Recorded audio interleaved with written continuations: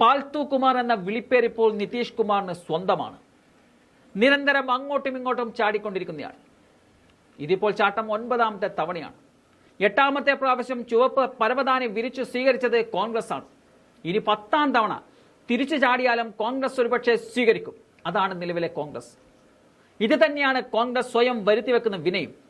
ബീഹാറിൽ നിന്ന് എല്ലാ രാഷ്ട്രീയ പാർട്ടികളുമായി സഖ്യമുണ്ടാക്കി മുഖ്യമന്ത്രിയായ ആളാണ് നിതീഷ് കുമാർ. ഇന്ത്യ കണ്ട ഏറ്റവും വലിയ രാഷ്ട്രീയ മാലിന്യമാണ് നിതീഷ് കുമാർ എന്ന് പറയുന്നതിലും തെറ്റില്ല. പതിറ്റാണ്ടുകളോളം ഇന്ത്യ ഭരിച്ച കോൺഗ്രസിന് ഇത്തരക്കാരെ തിരിച്ചറിയാൻ കഴിയാതെ ഓരോ സംസ്ഥാനങ്ങളും സ്വയം ശക്തിയാർജിക്കാൻ ശ്രമിക്കാതെ പോകുന്നതാണ് ഏറ്റവും വലിയ പരാജയമായി കണക്കാക്കേണ്ടത്. നിതീഷ് കുമാർ ഇന്നലെ വരെ ഇന്ത്യ മുന്നണിയുടെ പ്രധാനമന്ത്രി സ്ഥാനാർത്ഥിയൊക്കെയായിരുന്നു. മോദിയെ അടുത്ത തെരഞ്ഞെടുപ്പിൽ പച്ച തൊഴിക്കില്ലെന്നുമൊക്കെ ഇദ്ദേഹം വീമ്പിളക്കുകയും ചെയ്തിരുന്നു. നിതീഷ് കുമാർ എന്നത് അധികാരം മാത്രം മോഹിച്ച് നടക്കുന്നയാളാണ്. അത് അദ്ദേഹം പലപ്പോഴായി തെളിയിച്ചു കഴിഞ്ഞു. എന്നാൽ ഇതുവരെ മനസ്സിലാകാത്തത് കോൺഗ്രസ് അണികൾക്കല്ല, കോൺഗ്രസ് നേതൃത്വത്തിനാണെന്ന് മാത്രമേ പറയാൻ സാധിക്കൂ. നിറം മാറുന്ന ഓന്തിനേക്കാൾ കടുപ്പം എന്ന് വിശേഷിപ്പിക്കാവുന്ന വ്യക്തിയാണ് നിതീഷ്. ഇന്ത്യ മുന്നണിയുടെ അധ്യക്ഷനാകാൻ ആഗ്രഹിച്ചു, നടന്നില്ല. പ്രധാനമന്ത്രി സ്ഥാനാർത്ഥിയും ആകാൻ നോക്കി. മുന്നണികൾ അവഗണിക്കുന്നു എന്ന് തോന്നൽ വന്നു. അതാണിപ്പോൾ ഈ ചാട്ടത്തിന് പിന്നിലുള്ള രഹസ്യം. അവസരവാദ രാഷ്ട്രീയത്തിന്റെ മകുടോദാഹരണമാണ് നിതീഷ് കുമാറും അദ്ദേഹത്തിന്റെ പാർട്ടിയായ JDU. ഇതുപോലുള്ള നേരും നെറിയുമില്ലാത്ത ഓന്തിന് വരെ നാണക്കേടുണ്ടാക്കുന്നവരെ കൂടെ കൂട്ടിയ കോൺഗ്രസ് നേതാക്കൾ ഇനി എന്നാണ് പാഠം പഠിക്കാൻ പോകുന്നത് എന്നുള്ള ചോദ്യങ്ങൾ ചില കോണുകളിൽ നിന്നും ഉയരുന്നുമുണ്ട്. കോൺഗ്രസ് ഇപ്പോൾ നേരിടുന്ന പ്രധാന പ്രശ്നം നല്ല നേതാക്കളുടെ അഭാവം തന്നെയാണ്.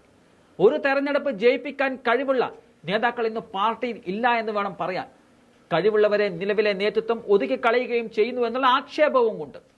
ഒരിക്കൽ മൃഗീയ ഭൂരിപക്ഷത്തിൽ ഇന്ത്യ ഭരിച്ചിരുന്ന കോൺഗ്രസിന് ഇപ്പോൾ ഓരോ സംസ്ഥാനത്തും വിജയിക്കണമെങ്കിൽ പ്രാദേശിക പാർട്ടികളെ ആശ്രയിക്കേണ്ടുന്ന ഗതികേടായിരിക്കുകയാണ്. ഫലമോ കോൺഗ്രസിനെ ഉപയോഗിച്ച് പല പ്രാദേശിക പാർട്ടികളും അതത് സംസ്ഥാനങ്ങളിൽ വളരുകയും ചെയ്യുന്നു.